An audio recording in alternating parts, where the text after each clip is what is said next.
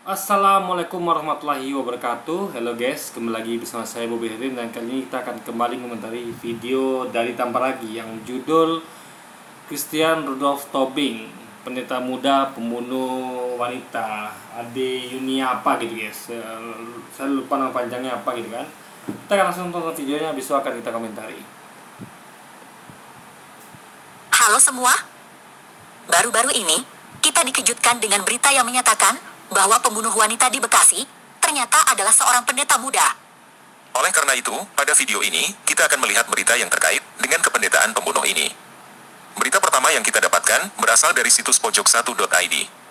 Judulnya, Rudolph Tobing diduga psikopat, seorang pendeta membunuh teman satu gerejanya sendiri. Pendeta membunuh teman satu gerejanya karena hal sepele. Tersinggung. Rudolph Tobing, dalam kurung 36, yang mengaku pendeta muda, diduga psikopat dan berdarah dingin. Pendeta bernama lengkap Christian Rudolph Tobing ini, tega membunuh teman akrab, sekaligus teman segerejanya, yang bernama Ade Yunia Rizabani Pambonan, alias Ica, dalam kurung 36. Kelakuan Rudolph cukup sadis dan berdarah dingin. Usai menghabisi nyawa Ica, di salah satu kamar apartemen Pramuka, Jakarta Timur, pada Senin tanggal 17 Oktober 2020. Nah, di sini Tamparagi jujur yang mengatakan bahwa ini memang pendeta gitu kan. Kalau kan tidak mau ngaku itu pendeta guys. Nah, jadi kalau kita kan tentu melihat suatu tuh membandingkan ya, itu kita pentingnya perbandingan guys. Ini kita tahu kalau di sini Tamparagi jujur. Luis nggak jujur guys. Dia masih mengatakan menurut pengakuan dia adalah jemaat biasa gitu kan. Nah, bagaimana bisa? Sedang berita-berita menuliskan dan pengakuan si Rudolph sendiri mengatakan bahwa dia adalah pendeta muda. Di sini saya kasih nilai plus untuk kejujuran Tamparagi. Ya, Tamparagi jujur. Luis itu nggak jujur guys. Tapi yang saya pengen nanti tanya gitu loh guys ya, karena gini, si Tamparagi ya parahnya dibanding Luis ya. Kalau ini kan dia menang dibanding Luis, dia jujur. Tapi di sisi lain, Luis menang, ada yang Luis menang dibanding dia. Jadi dia ini ya, tapi nggak juga, Luis sama aja kayaknya guys ya, sama aja. Jadi dia ini kalau menyangkut Islam, apapun yang umat Islam lakukan, dia akan membawakan ke agamanya. Jadi misalnya kayak kemarin kayak kalau Anda di poligami, jadi kalau Anda nikah dengan jadi kalau ada seorang wanita yang mualaf nikah dengan pria muslim, itu nanti akan dipoligami, akan dipukul, akan diceraikan. Jadi dia katakan itu adalah ajaran Islam gitu kan. Tanpa dia paham ya bagaimana poligami dalam Islam, bagaimana cara dalam Islam, dan bagaimana memukul dalam Islam. Nah, jadi dia langsung menjas yang buru-buru tentang Islam gitu. Ini mengaitkan perbuatan oknum dalam agama Islam dengan agamanya. Jadi dia mengatakan bahwa ini adalah ajaran agamanya gitu kan. Padahal nggak ada begitu. Nah, kita akan lihat di sini nanti apakah dia akan konsisten dengan pernyataannya ya. Karena harusnya ketika dia mengatakan seperti itu ya, bahwa yang dilakukan oleh umat Islam ini adalah ajaran agamanya, maka dia harus konsisten dalam hal ini.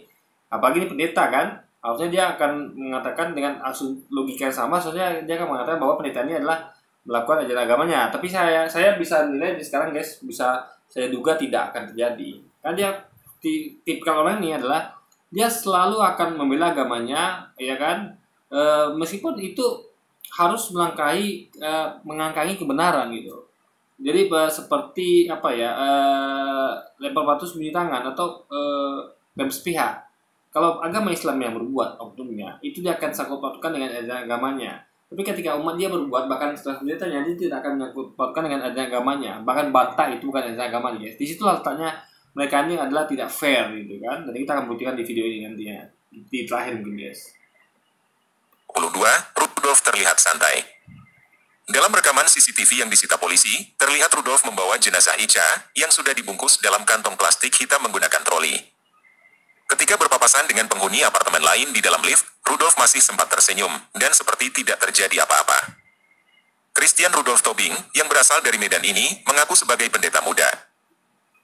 Mayat Ica ditemukan di kolong tol Becakayu Kalimalang, Jati Bening, Bekasi, Selasa tanggal 18 Oktober 2022 pagi. Warga yang berada di lokasi kaget melihat plastik hitam berukuran besar dan melaporkan temuan ini ke aparat keamanan. Kasus pembunuhan ini terungkap setelah polisi memantau gerak-gerik Rudolph Tobing. Ia ketahuan menjual laptop Ica. Sosok Ica, gadis asal Toraja. Ade Yunia Rizabani Pambonan merupakan gadis berusia 36 tahun yang lahir pada 23 Juni 1986. Gadis asal Toraja, Sulawesi Selatan ini ternyata hanya tinggal seorang diri indekos di kawasan Jakarta Barat. Korban pernah bekerja di sebuah perusahaan bernama PT Kencana Arin Murni di Jakarta. Ica bekerja di bagian marketing. Ica merupakan lulusan Universitas Mercu Buana, Jakarta Barat. Ibunya bernama Elizabeth Bandaso yang mendengar kabar putrinya meninggal. Nah, di sini kita tahu bahwa dia ternyata korban ini, Mbak Ade ini adalah tinggal seorang diri, indekos ya. Gini guys ya, bukan masalah indekosnya sendiri guys, enggak. Kalau dalam Islam ya, ini saya ngasih contoh dalam Islam ya, agar untuk membandingkan. Nah, kalau di Islam, Anda tidak boleh kayak berduaan yang bukan mahram, nggak boleh, harus didampingi oleh mahramnya. Maka kayak Mbak Ade dunia ini ya, dalam Islam itu ketika dia bertemu dengan Rudolf Tobing itu harus didampingi oleh mahramnya, nggak bisa berdua-duaan gitu, nggak bisa. Apalagi ini digambarkan atau di kronologisnya itu adalah dia itu Rudolf Tobing itu mengajak Ica ini ke kamar dia gitu kan. Nah itu kan berduaan bukan mahram, nah itu dalam Islam dilarang. Makanya kalau jadi logis sekali kenapa Islam melarang wanita itu berduaan yang bukan mahram, karena potensi itu ini ada guys gitu. Maka Islam itu betul-betul agama yang protektif. Jadi peluang untuk jadi hasil ini dalam Islam itu hampir mustahil terjadi.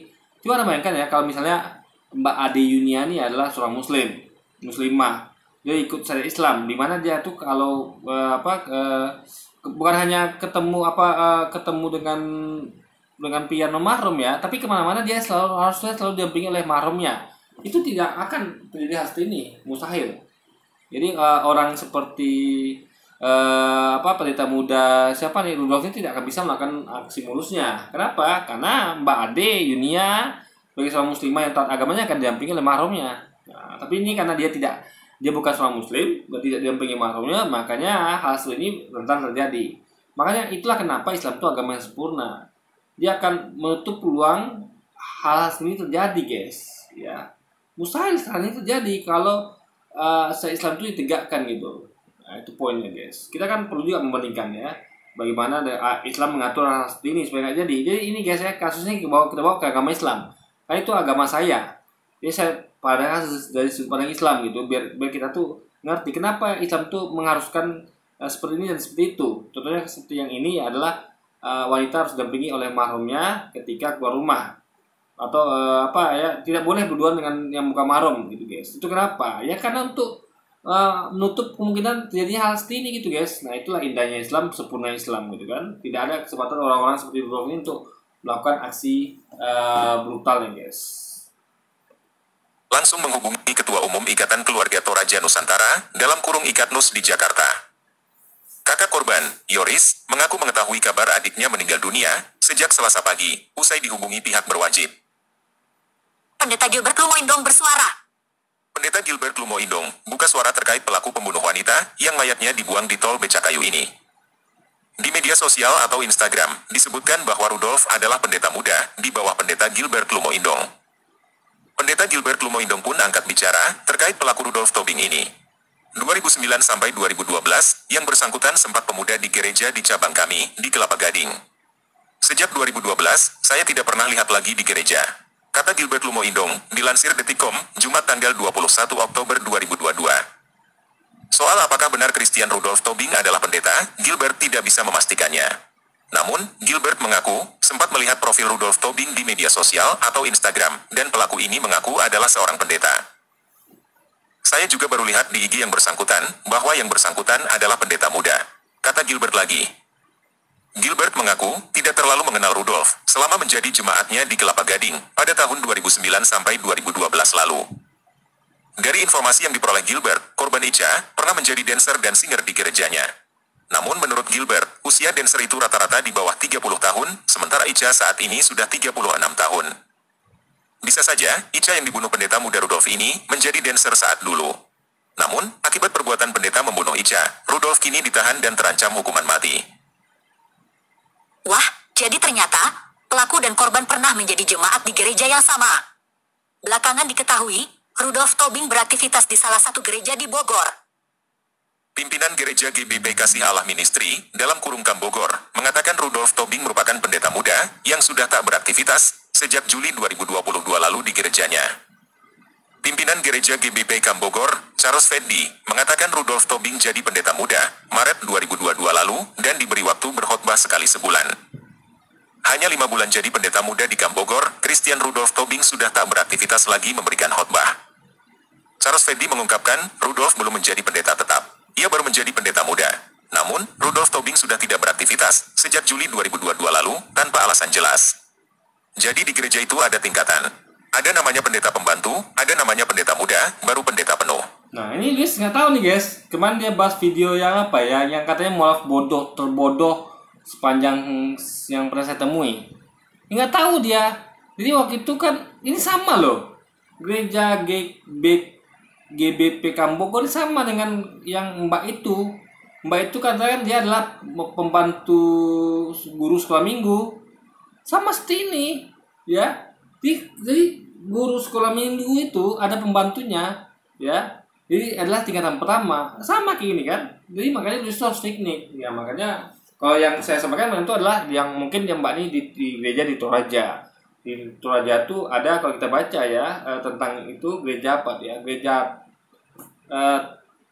Toraja, gereja Tam nggak salah saya guys ya. Jadi gereja Tanah Toraja. Jadi dia tuh untuk menjadi guru sekolah minggu itu awalnya harus jadi guru guru pembantu dulu, guru sekolah minggu pembantu. Baru naik setelah 3 bulan itu ya, saya cari informasinya setelah 3 bulan itu naik menjadi guru guru muda, guru sekolah minggu, guru muda sekolah minggu. Nah setelah dia sampai pengalamannya cukup ya, ilmu cukup, baru dia naikkan jadi guru sekolah minggu senior gitu guys. Nah, sama seperti ini kan. Ada gereja lain yang namanya gereja GBP Kambogor.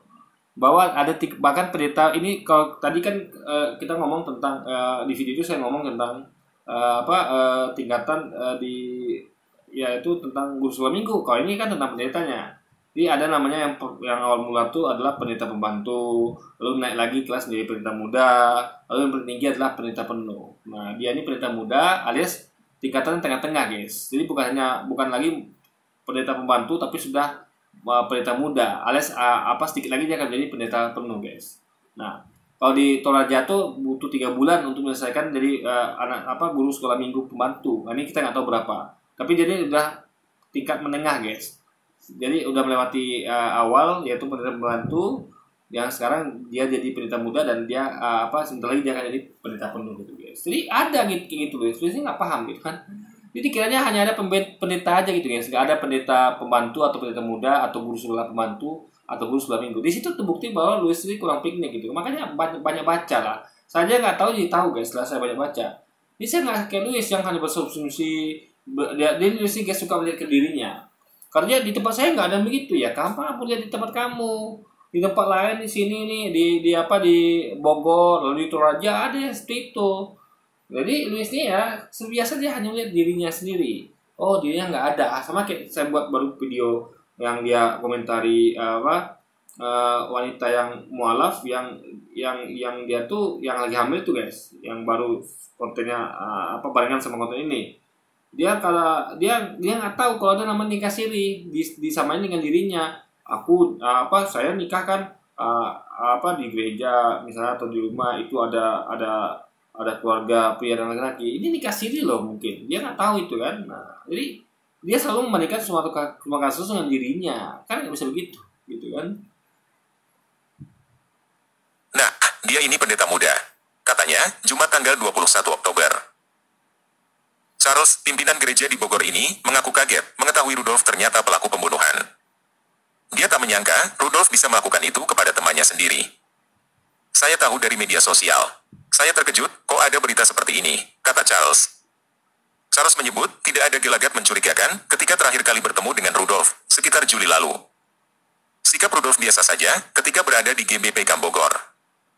Rudolf, yang sudah tidak aktif sejak Juli 2022 lalu, secara otomatis telah dinonaktifkan dari gereja tersebut. Charles juga menolak jika tindakan pembunuhan yang dilakukan Rudolf Tobing dikaitkan dengan gereja tempat ia pernah berkhotbah sejak Maret hingga Juli lalu. Sejak 3 bulan terakhir, Rudolf Tobing sudah tidak beraktivitas lagi di gereja yang berlokasi di Bogor ini. Jadi, kegiatan-kegiatan di luar tidak berkaitan dengan gereja. Itu tindakan-tindakan individu. Jadi apapun yang terjadi sama dia di luar, bukan tanggung jawab kami. Itu kan tindakan pribadi dia, jadi ini oknum. Tegas Charles dilansir Detikcom. Mengerikan!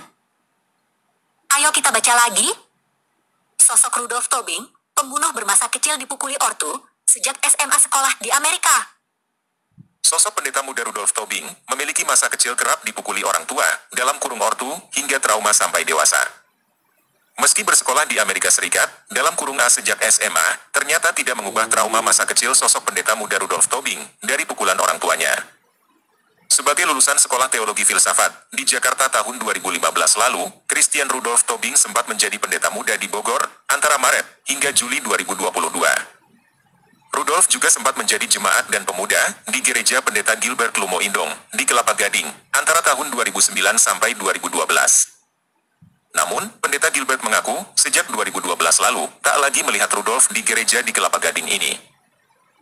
Kasubdit Jatanras di Treskrimum Polda Metro Jaya, AKBP Indrawieni Panjioga, mengatakan pelaku memiliki trauma masa kecil. Dia kerap dipukuli orang tuanya.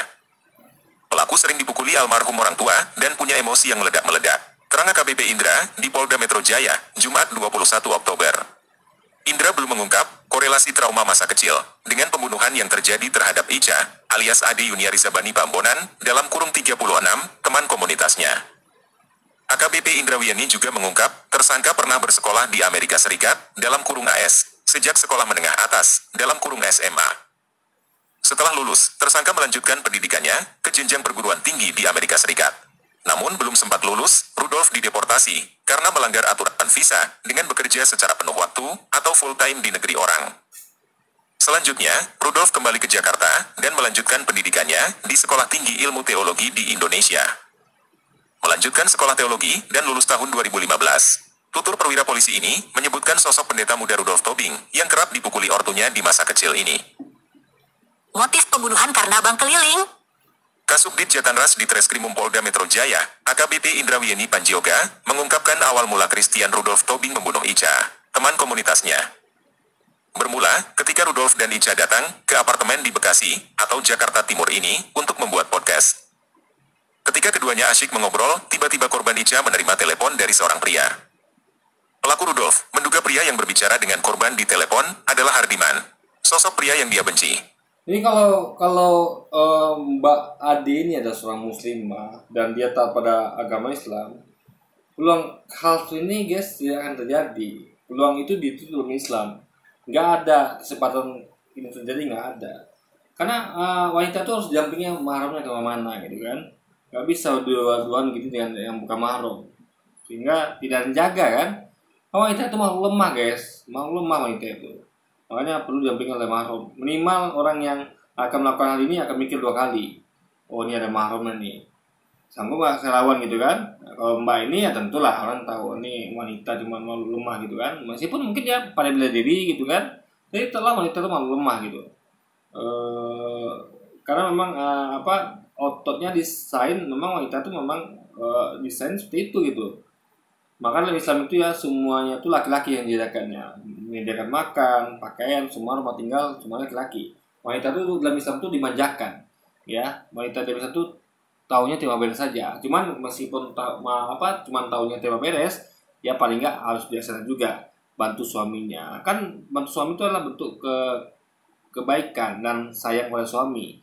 Ini jangan mentang-mentang itu semuanya tugas tanggung jawab suami, untuk menyediakan segalanya, lalu istri cuma angkat kaki dan nggak mau bantu guys, itu juga nggak bisa namanya. Nah, maka Islam itu agama yang sempurna.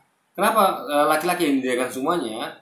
Karena itu adalah laki-laki dimiliki Muhammad itu. Laki-laki itu jauh lebih kuat secara fisik dan lebih logis dalam berpikir. Sehingga laki-laki itu ya dia tidak baper gitu guys. Jadi kalau ada apa-apa tuh dia jalan terus saja gitu. Kalau wanita kan mungkin sedikit berhenti. Mungkin lagi ngerjain sesuatu baper lalu dia malas ngerjain. Nah, laki-laki nggak seperti itu. Laki-laki itu akan bisa ngerjakan semuanya karena dia tuh mainnya logika, nggak dikit-dikit baper guys gitu loh logikanya.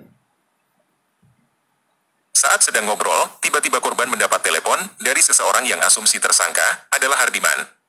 Dan selama ini, memang pelaku tidak suka dengan Hardiman dan satu lagi temannya, S. Seketika, mood pendeta muda ini berubah. Pelaku dan korban kemudian cekcok mulut. Saat cekcok mulut itu, korban kemudian menyebut-nyebut nama mertua tersangka yang memang bekerja sebagai bank keliling atau tukang kreditur. Tersangka naik pitam hingga melakukan pembunuhan terhadap korban. Korban ini menyebut tersangka sama saja sama mertuanya yang latar belakangnya bank keliling. Ujar perwira polisi mengungkap motif pelaku pembunuh wanita di apartemen Bekasi ini. Nah, ini juga ada tulisan Islam ya. Kenapa Islam mengharamkan riba? Maka guys ya, kalau kita lihat kasus segini, kita akan semakin meyakini kebenaran agama Islam ya. Islam itu mengharamkan riba. Bank keliling ya, jangan bank keliling, yang nama banknya udah riba guys ya. Jadi di sini kenapa ini bisa jadi bahan olokan? Berarti kan ini sesuatu yang buruk ya. Cuman bedanya mungkin ini karena banknya keliling ya, mungkin bukan suatu perusahaan, jadi kesannya lebih hina ya. Padahal kalau mau jujur semua riba itu hina gitu kan. Mau di bank konvensional, mau Anda lembaga pinjam uang yang pakai bunga, itu semuanya tetaplah hina. Kenapa? Karena Anda makan dari hasil riba, nggak halal. Maka di sini mungkin karena ini keliling itu mungkin ya, sehingga kesana nggak munafik. Tapi itulah semuanya hina. Makanya di sini bisa jadi bahan olok-olok ya. Nah, buktinya tersangka marah gitu kan. Nah, jadi makanya guys ya, kenapa Islam itu sangat mengharamkan riba? Karena riba itu suatu hal yang memalukan. Coba Anda bayangkan ya, Anda tidak perlu ngapa-ngapain, dalam artian hanya kasih uang ke orang, pinjamin lalu ada timah bunga. Itu namanya gini loh. Setidak-tidaknya Anda kan membuat sesuatu, misal ya, minimal gini.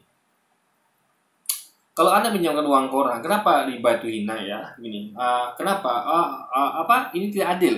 Jadi orang yang berkecimpung riba tuh, kalau kita orang normal waras ya, kita kan menilai orang ini mau enak sendiri. Kenapa demikian ya? Kenapa mau enak sendiri? Karena dia ketika menyediakan uang ke orang lain dengan bunga, dia nggak peduli orang ini bisa bayar apa tidak, mau susah apa tidak, yang penting uang harus kembali beserta bunganya.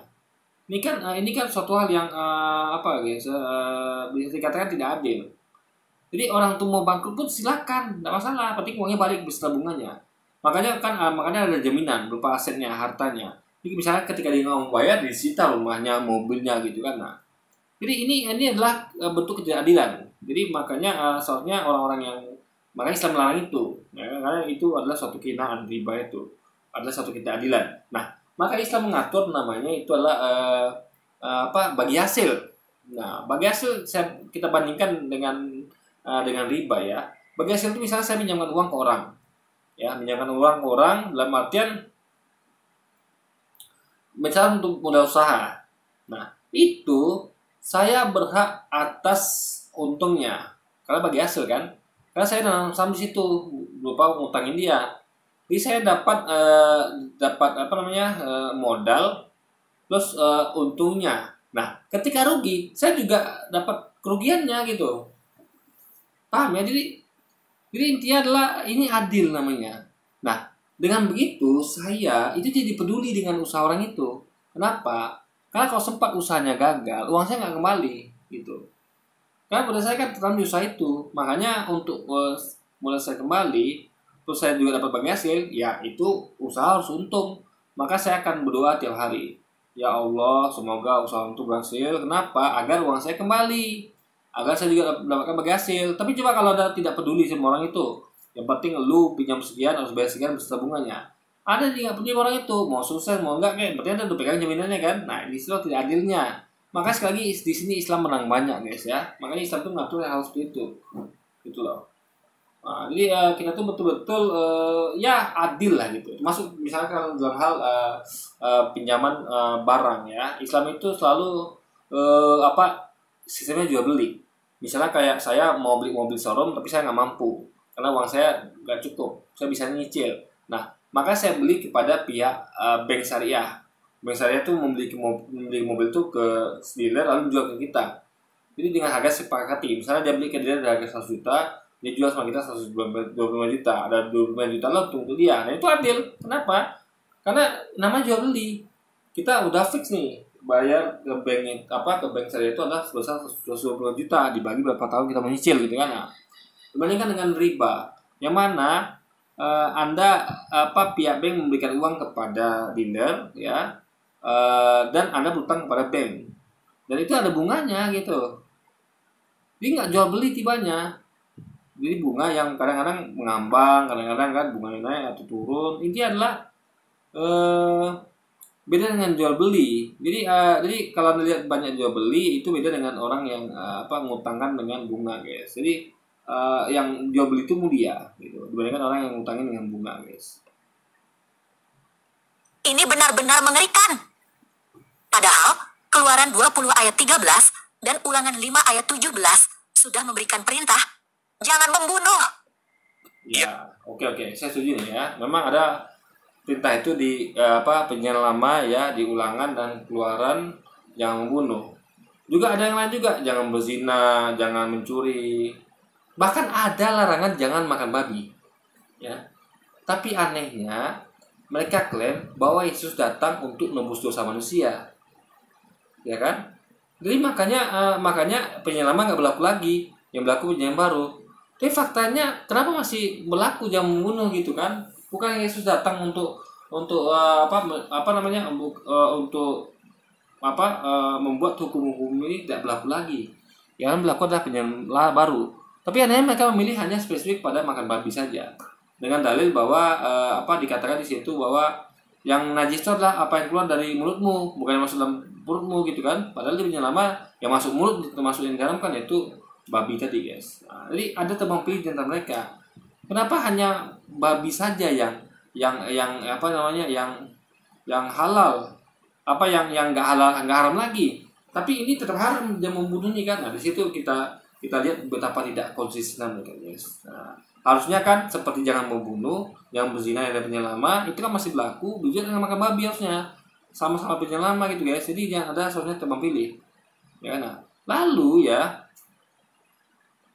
bukankah dosa kita Yesusnya nanggung? Bisa, maka kayak kita tuh utang ke warung ya. Utang kita di warung tuh ada yang nanggung. Ya, jadi saya tanya ya, kenapa kita tuh tidak ngambil kesempatan itu gitu loh. Ya kan? Mumpung ada yang bayar utang kita di warung, ya kita berutang, nggak ada salahnya. Uang dibayar, dia ada yang nanggung kok. Makanya ini menurut saya, guys, ini nggak masuk akal. Makanya harusnya kan adalah kita tuh bertanggung jawab atas dosa kita sendiri. Nah, makanya ini sebenarnya tidak ada penebusan dosa. Dan mereka kan ketika mereka katakan percaya Yesus Tuhan, berarti ini kan diampuni dosa membunuhnya. Karena kan Rudolf itu adalah seorang Kristiani, tentu dia diampuni dosanya karena dia percaya Yesus Tuhan gitu kan, logikanya kan. Nah, makanya dosanya tebus oleh Yesus gitu. Makanya dia maupun dia membunuh maupun itu kan sebenarnya nanti nggak ada masalah karena semuanya itu akan ditebus Yesus ujungnya. Sama kayak ya, Anda mau berutang berapapun di warung nggak masalah. Tuh nanti ada yang nebus utang Anda kan. Itu logikanya, guys. Harusnya kan. Yesus bahkan menegaskan di dalam Matius 5 ayat 21 sampai 22, kamu telah mendengar yang difirmankan kepada nenek moyang kita, jangan membunuh. Siapa yang membunuh harus dihukum. Tetapi aku berkata kepadamu, setiap orang yang marah terhadap saudaranya harus dihukum. Siapa yang berkata kepada saudaranya, kafir, harus dihadapkan ke mahkamah agama. Dan siapa yang berkata, jahil, harus diserahkan ke dalam neraka yang menyala-nyala. Kok bisa ya? Seorang pendeta muda melakukan pembunuhan sadis seperti itu? Iya. Itu sebabnya, kita tidak boleh naif dengan berpikir bahwa seseorang yang mempunyai gelar keagamaan pasti adalah orang baik. Bagaimana dengan orang-orang yang karena kasus ini berkata bahwa orang Kristen adalah orang-orang munafik? Kristen mengajarkan jangan membunuh, tetapi kenyataannya ada orang Kristen yang bahkan pendeta muda menjadi seorang pembunuh. Bukan cuma kasus itu ya, contoh kemarin. Ajaran Kristen itu kan adalah beli tampar pipi kananmu, beri pipi kirimu juga. Dalam artian nggak boleh melawan, nggak boleh fight back, harus terima padanya, bahkan dikasih lagi pipi kiri. Tapi pada prakteknya tidak pernah terjadi. Contoh tepat lagi nih ya. Ulama tuh gak pernah nyerang dia, Ustaz Abu Somad, semua yang dia serang itu gak pernah nyerang dia, tapi kok bisa serangnya, guys? Ya kan, harusnya kan walaupun ulama-ulama itu nyerang dia ya, dia sebenarnya beri pipi kiri juga gitu. Ini fakir tidak, dia buat konten untuk menyerang para ulama kita, para ustaz kita, para maulana kita. Bahkan kemarin itu ya, ada kejadian yang dia buat kontennya itu di SMK 1 Tandun, di mana ada guru sekolah yang lulusan bagian otomotif itu datang ke sebuah kelas yang mana itu kelas digunakan untuk kebaktian malah guys ya, kebaktian. Jadi dia tendang pintunya lalu mengatakan, binatang kalian, memang kata-kata kasar, binatang kalian, kalian pikir ini gereja punya bapak kalian, bubar gitu kan. Nah tapi karena murid-muridnya tuh nggak mau bubar, emosi, lalu lalu dia ngajak berantem gitu guys. Nah itu kan kejadiannya udah saya bahas di video itu, bahwa muridnya ini melakukan prosedur yang salah gitu. Sekolah itu kan tempat belajar ya, kelas tempat belajar, bukan tempat untuk kebaktian gitu kan. Nah harusnya kalau mau ngadakan untuk itu ya harusnya minta izin. Bahkan kalau bapak saya berpendapat nggak boleh sama sekali sekolah itu tempat ibadah, nggak boleh tempat ibadah kok di sekolah gitu kan. Nah, jadi waktu itu kan gurunya tuh berhalangan hadir, sehingga gurunya tuh ya kalau saya dulu ya, guru saya berhalangan hadir dulu ya, tanggung jawab minimal dia sampaikan, cari murid yang paling yang bisa diandalkan untuk mencatat materi di depan kelas. Dia akan kasih materi, kalau catat ini materi ini, nanti besok ibu bahas gitu kan. Jadi murid-murid yang lain itu akan mencatat papan tulis dari materi ibu tadi gitu kan, dari guru tadi. Nah itu mereka walaupun cuma mencatat, tapi sebenarnya mereka sedang belajar menghafal. Karena setiap mereka pindahkan dari papan tulis ke buku itu kan mereka menghafal. Misalnya ada kalimat bunyinya adalah Pak Diponegoro wafat tahun 1972 misalnya, anggaplah gitu ya, atau 1972. Nah tentu dia harus menghafal itu, mengingat kalimat itu untuk dipindahkan ke buku teks dia. Jadi otomatis dia akan melatih hafalan dia gitu guys. Nah itu bagus sekali dibandingkan kebaktian kan, karena kita tahu sekolah itu tempat belajar bukan tempat kebaktian. Makanya guru ini mungkin protes gitu kan, cuman dengan cara berlebihan gitu. Nah harusnya kan kalau dianggap itu adalah suatu serangan, hinaan, dikatakan binatang kalian, walaupun logikanya di agama dia juga kita ini dikatakan binatang, itu domba hilang, kita domba guys gitu, domba hilang. Nah bahkan mereka lebih parah lagi daripada itu ya. Guru ini mengatakan binatang kalian, yaitu guru itu melakukannya hanya sekali dan terakhir kalinya. Tapi mereka nih ya, termasuk lagi ini mengatakan umat Islam itu berkali-kali sebagai kata gurun ya, dalam binatang ya, bahkan pakai gurun lagi. Kalau binatang kan nggak ada tempatnya tuh ya kan, di mana aja bisa. Tapi ini adalah gurun, kadal yang spesifik ada di gurun. Nah berarti kan jelas sekali menyerang Islam gitu kan. Nah, kalau dikatakan domba belum tentu menyerang Kristen gitu kan. Tapi kalau ngomong kata gurun ya, ada kata gurunnya, itu pastilah merujuk pada gurun yang, karena Islam itu identik dengan gurun. Karena di Muhammad itu hidupnya di gurun gitu kan, gurun Arab gitu kan. Rudolf Tobing ini juga adalah orang Indonesia kan? Hukum dan budaya Indonesia juga mengajarkan jangan membunuh. Tetapi kenyataannya, Rudolf Tobing ini adalah orang Indonesia dan dia membunuh. Lalu kenapa ketika seorang muslim melakukan itu, bahkan ada muslim guys ya, belum lagi yang kayak guru tadi yang katakan tadi ya, itu kan ditutup penjara, itu kan bayangkan ya. Soalnya mereka kan biarkan saja itu guru otomotif menghina mereka, kan tanpa pemikiran kasih kiri. Lalu mereka ngasih kesempatan untuk guru sekolah otomotif ini terus menghina mereka gitu kan, tapi tidak. Mereka nggak bisa melaksanakan yang kasih guys, karena memang mustahil dilaksanakan. Ya kan, akhirnya apa terjadi? Mereka menuntut untuk lapor polisi di penjara gitu. Maka saya katakan ya, hanya kasih itu nggak logis dan terbukti mereka melakukannya gitu. Ya, yang logis itu ya, ketika Anda dipukul pipi kanan dari tampar, ada 3 pilihan logis yang harus Anda ambil, yang bisa Anda ambil. Pertama, tapi tetap tiga bisa memaafkan ya. Jadi dengan tetap mengambil 3 opsi ini atau 3 opsi ini, Anda tetap bisa memaafkan orang ini yang memukul pipi kanan Anda. Pertama adalah Anda lari, menyelamatkan diri, ya kan? Dengan itu Anda terhindar dari pukulan, dari tampar berikutnya. Yang kedua, Anda lapor polisi, biar polisi yang menangani, ya kan? Nah, yang ketiga, Anda balas. Jadi misalnya dia tampar Anda sekali, dia tampar sekali, sehingga dia merasakan sakit juga. Dia sadar, oh ternyata ditampar tuh nggak enak ya. Dia ada feedback, dia pun mikir 2 kali untuk nampar guys. Kenapa? Ini orang pertama melawan, kalau tampar lagi dia akan melawan balik. Kedua, ibaratnya tadi saya ngomong apa ya? Ibaratnya tamparan itu guys akan saya lupa sih. Nanti kita ulangi lagi ya, bentar. Apakah itu berarti semua orang Indonesia adalah orang-orang munafik? Tentu tidak. Itu cacat logika. Nah, pemikiran bahwa semua orang Kristen adalah pembunuh atau semua orang Kristen munafik karena kasus Rudolf Tobing ini juga cacat logika. Kristen jelas melarang membunuh. Jadi ya ada 3 poin tadi ya, yang mana itu yang logis dilakukan. Lari, ya, lapor polisi atau balas dengan cara yang sama. Itu masuk akal dan terbukti mereka melakukan itu, ya kan? Dibandingkan mereka tuh adalah yang tadi yang saya katakan apa ya, cuman kasih pikir lagi gitu kan. Itu tidak pernah terjadi. Mereka tidak pernah seperti itu. Mereka melakukan 3 hal yang logis yang saya sebutkan tadi, guys. Itu buktinya bahwa ajaran mereka tuh nggak logis gitu, karena susah dilakukan, bahkan hampir mustahil, guys. Dan Rudolf Tobing membunuh. Itu artinya Rudolf Tobing melanggar ajaran Kristen. Itu salah orangnya, bukan salah agamanya. Ya, tapi kenapa ketika orang Islam berbuat Anda menyalahkan agamanya? Itu nggak adil gitu, guys, nggak adilnya. Curang kan? Ketika agama dia itu dikatakan curang umum, nggak ada sangkut paut agamanya. Tapi kalau dari pihak Muslim dikatakan itu adalah ada agamanya. Ini kan fatalis itu, guys. Jadi dia tidak adil gitu kan. Tebang pilih gitu. Untuk nyangkut agamanya dia akan bela gitu kan. Lalu untuk ujian agama lain dia akan untuk agama lain dia akan serang dengan hujatan gitu. Dengan fitnah dan segala macamnya, guys. Tetapi, jika ada agama yang mengajarkan untuk berperang melawan orang yang tidak seagama, lalu penganut agama itu berperang melawan orang yang tidak seagama, itu bukan salah orangnya, karena dia mengikuti apa yang diajarkan oleh agamanya. Nah, ini dia malah sempat-sempatnya bawa-bawa agama Islam. Gini, guys ya. Makanya belajar ya. Orang benar paham ya. Jadi perangilah orang kafir dimanapun mereka berada. Itu pasti dalilnya kan. Nah, itu ada tahu asbabun nuzulnya ya. Paham ya? Itu ayat turun ketika waktu itu Nabi Muhammad dan pengikut ini adalah dibully habis-habisan. Jadi mereka ini tidak ada perintah untuk melawan balik. Ya.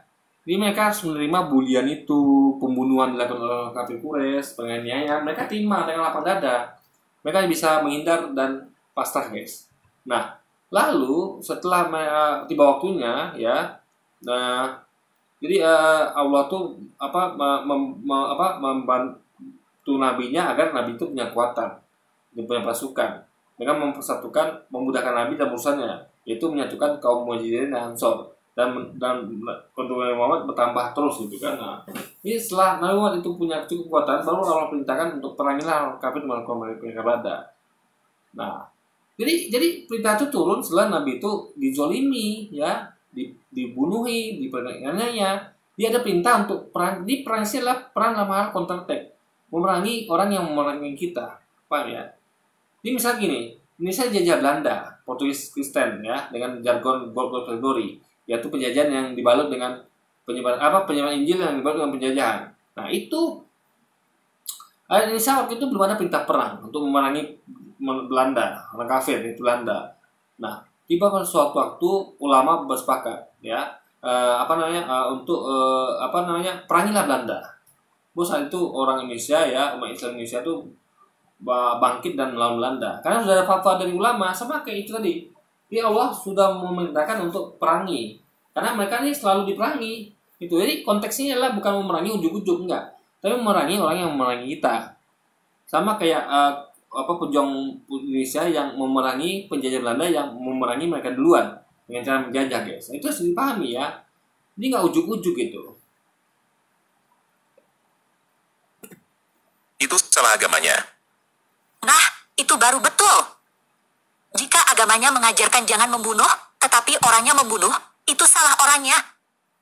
Tetapi makanya baca Islam itu yang lengkap ya. Jadi dia pakai ayat itu ya, padahal enggak tahu konteks sama ininya, asal nuzulnya.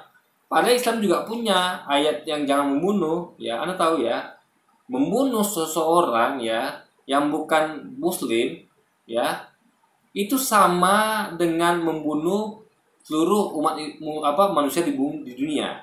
Dia bunuh satu orang sama dengan Anda bunuh semua manusia di muka bumi. Anda bayangkan. Jadi satu orang itu nilainya semuanya. Gitu. Itu hukum bunuh dari Islam. Dalam artian apa? Sama dengan katakan jangan membunuh, sama, guys. Jadi kalau Anda berani membunuh, terimalah konsekuensinya. Anda sama nilainya dengan membunuh seluruh manusia di muka bumi. Nah, itu, guys. Jadi apalagi kalau membunuh seorang muslim, itu Anda kekal di neraka. Nah, jadi apa mereka nggak tahu ada ayat itu, gitu kan? Lalu mereka harusnya tahu ayat tadi itu yang perangilah orang kafir itu adalah ayat yang asal nuzulnya adalah punya asal nuzul gitu. Sehingga kalau orang belajar akan paham. Oh ini ada ayat untuk fight back.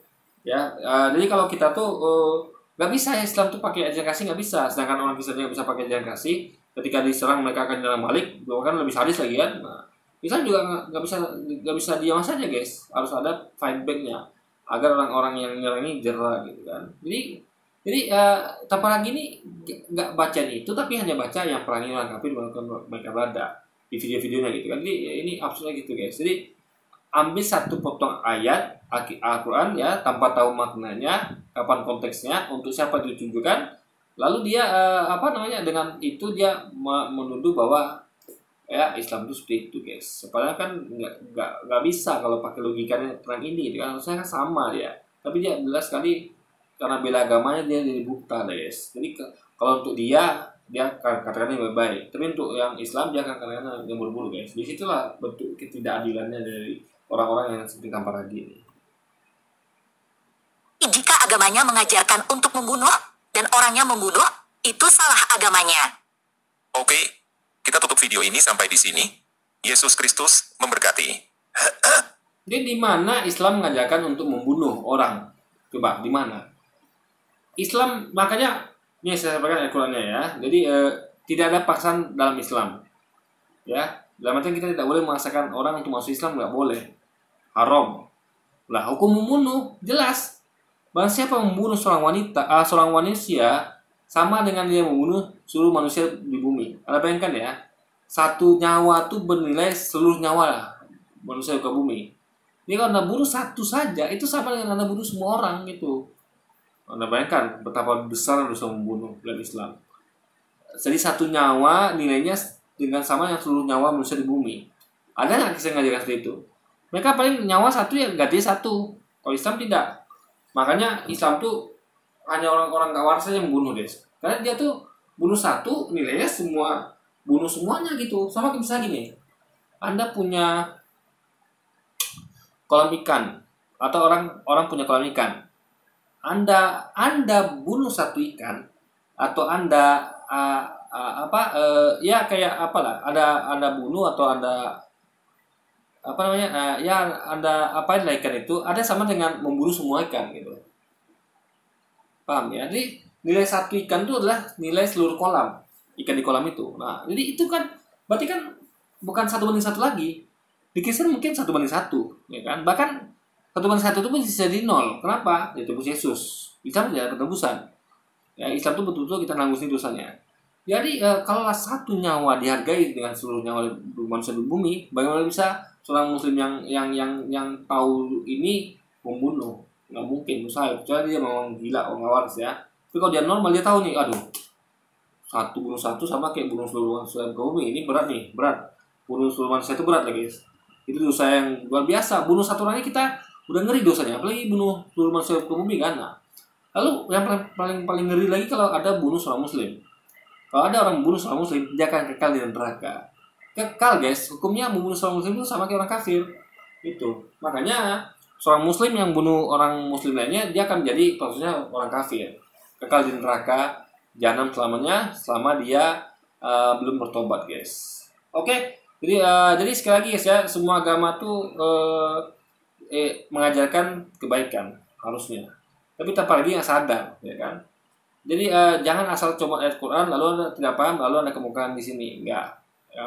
Jadi saya tahu maksud dia tuh itu gitu loh. Ada ayat lain yang mendukung ya bahwa apa yang Anda ambil itu nggak benar, gitu loh, ya kan? Bahwa perangi orang kafir itu hanya konteks pada waktu saja, perintah pada Nabi Muhammad pada zaman itu. Perangilah orang kafir melakukan peridai. Orang kafir mana? Orang kafir yang membuli mereka, yang menganiaya dan membunuh mereka guys. Itu saja yang perangi gitu kan. Nah, itu konteks dari itu. Nah, itu yang Louis tidak pahami gitu kan. Oke. Louis lagi apa lagi? Tidak pahami. Ya, ternyata juga ada lain ya. Makanya baca Quran itu lengkap.